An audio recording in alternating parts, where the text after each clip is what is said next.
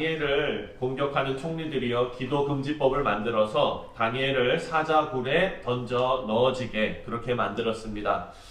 다니엘은 신앙에 따라서 하나님께 기도하는 것을 포기하지 않았습니다. 우리가 완벽해지는 것이 우리의 인생의 목적이 아니라 하나님 앞에 기도를 포기하지 않는 것, 하나님의 주권을 인정하는 것, 그 마음을 가지고 있는 것이 우리에게 필요하다라는 것을 우리가 살펴보았습니다. 다니엘을 사자굴에 던져 넣는 것이 풀무불에 던져진 다니엘의 세 친구를 기억하게 만듭니다. 다니엘도 같은 마음으로 아마 사자굴에 들어갔을 것입니다. 사실 여러분, 사자굴에 던져지는 것 자체가 사형 선고라고 볼 수가 없습니다. 오늘 이 얘기를 쭉 읽어보니까요, 이것은 어찌 보면 유죄인지 무죄인지를 판명하는 장치로서 있는 것으로 우리가 보는 것이 맞습니다. 왜냐하면 다니엘이 사자굴에 던져졌잖아요. 그래서 다니엘이 거기에서 죽으면 다니엘이 유죄인 것이고, 또 만약에 살아난다면 무죄인 것입니다. 왜 이렇게 해석하냐면, 만약에 여러분 다니엘이 사형 집행으로 이제 다 사형이 언도되고, 그리고 이제 집행하는 걸로 사자굴에 던져졌다면 아침에 거기 가서 다니엘아 살아있느냐 했을 때 네, 살아있습니다. 그럼 어떻게 해야 됩니까? 사자를 더 넣어야지요. 왜냐면 죽어야 되니까. 그렇죠? 사형 언도가 내려진 거니까. 그런데 어떻게 했어요? 아침에 가가지고 살아있느냐? 그러니까 살아있대요. 그러니까 그 사람을 꺼냈어요. 그렇죠? 그것으로 다니엘이 살아있는 것으로 다니엘의 무죄가 입증이 된 것이지요. 그리고 다니엘의 무죄가 입증이 됨으로써 다니엘을 참소했던 자들의 유죄가 입증이 된 것입니다. 그래서 누가 거기 들어갔습니까? 다니엘을 참소했던 사람들이 그 굴에 던져졌습니다.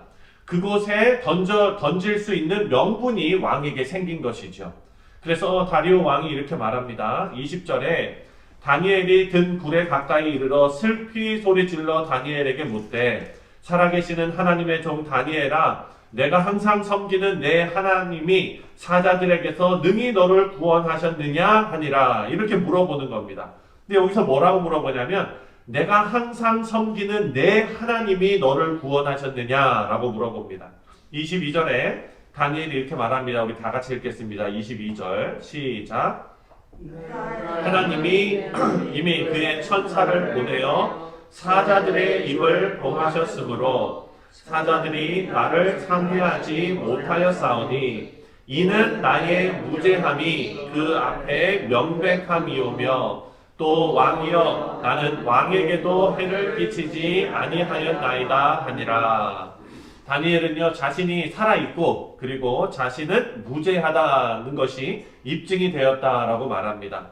이렇게 다니엘의 무죄는요, 왕이 입증하거나 왕이 판단하거나 그런 것이 아니라 누가 판단해 주셨습니까? 하나님께서 판단해 주셨습니다. 여기에서 우리가 알 수 있는 것이 있습니다. 사랑하는 성도님들, 내가 억울한 일 당했을 때, 내가 세상에서 어떤 공격을 받았을 때, 내가 그것이 아니라고 입증하려고 애쓰는 그 노력은 우리가 어제 묵상한 대로 내가 완벽해지려고 하는 그런 노력일 수 있습니다. 하지만 우리는 어떻게 해야 될까요? 어제 우리가 묵상한 대로 기도하는 것 포기하지 않으면 하나님께서 다니엘의 무죄를 입증해 주신 것처럼 우리에게도 하나님께서 동일하게 역사하실 줄 믿습니다.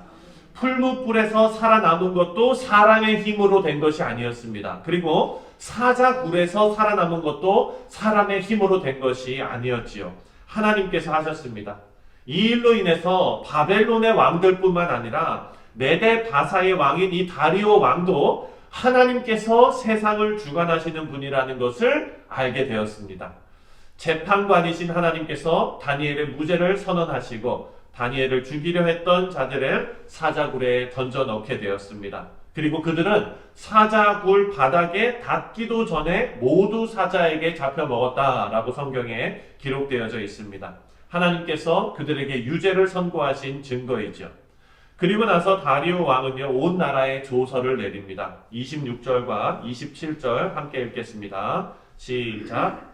내가 이제 조서를 내리노라. 내 나라 관할 아래에 있는 사람들은 다 다니엘의 하나님 앞에서 떨며 두려워할지니 그는 살아계시는 하나님이시요 영원히 변하지 않으실 이시며 그의 나라는 멸망하지 아니할 것이요 그의 권세는 무궁할 것이며 그는 구원도 하시며 건져내기도 하시며 하늘에서든지 땅에서든지 이적과 기사를 행하시는 이로써 다니엘을 구원하여 사자의 입에서 벗어나게 하셨음이라 하였더라.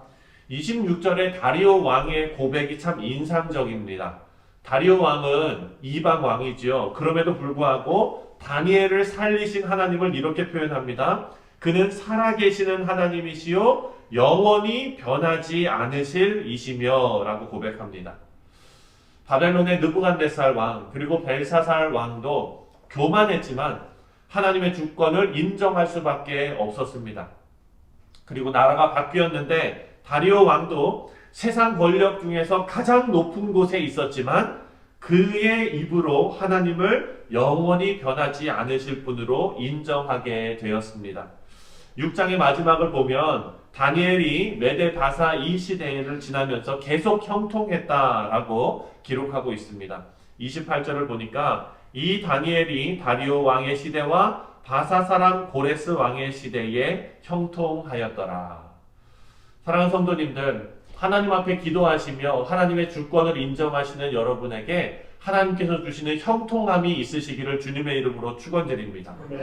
오늘 본문에서 우리가 알 수 있는 사실은요, 나라가 바뀌고 정권이 바뀌어도 하나님께서 하나님을 믿고 하나님을 의지하는 자들을, 하나님의 백성들을 지키신다라는 교훈입니다. 우리가 하나님을 왕으로 모시고 있습니다. 왕은 왕의 백성들을 지키는 것이 왕의 의무입니다. 바라고 기도하기는 여러분들 시시한 세상의 왕을 섬기지 마시고 하나님을 섬기시기를 바랍니다. 이 세상은요, 돈이 왕이 되는 세상에 우리가 살고 있습니다. 돈이 무섭습니다. 요즘 물가 보면 더 무섭습니다.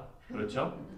그런데 물가가 오르고 이렇게 힘든 시대를 지났는데 많은 사람들에게 그 돈의 위력을 다시 한번 상기시켰던 사건이 얼마 전에 있었습니다. 네, 로또가 그 얼마였죠? 전 세계 로또 역사상 최고였대요. 한국 그 원화로 하면은 거의 3조 원에 가까운 그런 돈인데 상상이 안 가요. 그 돈이 얼마나 되는 돈인지. 근데 여러분들 이런 생각 해보셨습니까? 복권 한번 사서 야, 그거 되면은 진짜 내가 진짜 우리 교회 이거 성전 그냥 대충 그냥 목사님이 또 이렇게 해가지고 다 복권돼서 이렇게 헌금합니다. 이러면 안 받으실 테니까 그냥 현금으로 이렇게 해가지고 무명으로 이렇게 이런 생각 안 해보셨어요? 사랑하는 성도님들, 우리가 왜 그런 생각을 하는 줄 아세요? 그것은 뭐냐? 돈이 무서우니까 그러는 거예요. 돈이 좋아서라기보다도 돈이 무서우니까요. 왜? 이 세상은 돈이면 다 되는 것 같거든요. 제가 10여 년 전에 우리 어린 학생들하고 사역을 하면서 그때 이런 비슷한 설교였던 것 같아요. 너희들 돈을 무서워하면 안 된다. 로또 같은 거 하나님이 설마 너희들을 로또로 축복해 주시겠냐. 설교 끝났는데 어떤 친구가 저한테 와가지고 목사님은 안 사세요? 그러는 거예요. 나는 안 사는 게 아니라 못 산다. 내가 만약에 로또가 당첨되면 어떻게 하겠냐? 교회로 온 그냥 방송사가 와가지고 저기 목사님 기도하고 사셨습니까? 막 이렇게 인터뷰하고 이러면 내가 뭐라고 대답하겠냐? 그랬더니 그 학생이 저한테 뭐라 그러는 줄 아세요? 그러면은 당첨이 되자마자 자기한테 달래요. 자기가 대신 타서 목사님 드리고 자기는 조금만 떼어달래요. 자, 사랑하는 성도님, 우리가 이런 시대에 지금 살고 있는 거예요. 돈을 무서워하는 것, 그리고 돈을 의지하는 것 거의 같은 말입니다. 하지만 오늘 말씀이 우리에게 다시 한번 우리의 위치를 상기시켜 줍니다. 하나님께서 치시면 바로 무너지는 그 돈과 같은 그런 바벨론 왕과 같은 다리오 왕과 같은 시시한 왕을 섬기지 말고 다리오 왕이 고백했던 것처럼 영원히 변하지 않는 하나님을 왕으로 섬기는 지혜와 용기가 우리에게 있어야 한다라고 오늘 말씀이 우리에게 알려주고 있습니다. 우리 사랑하는 뉴욕 성실장로교회 모든 성도님들께서는 하루하루 시시한 왕이 아니라 참된 왕이신 우리 주 예수 그리스도를 섬기시며 살아가시기를 주님의 이름으로 축원드립니다.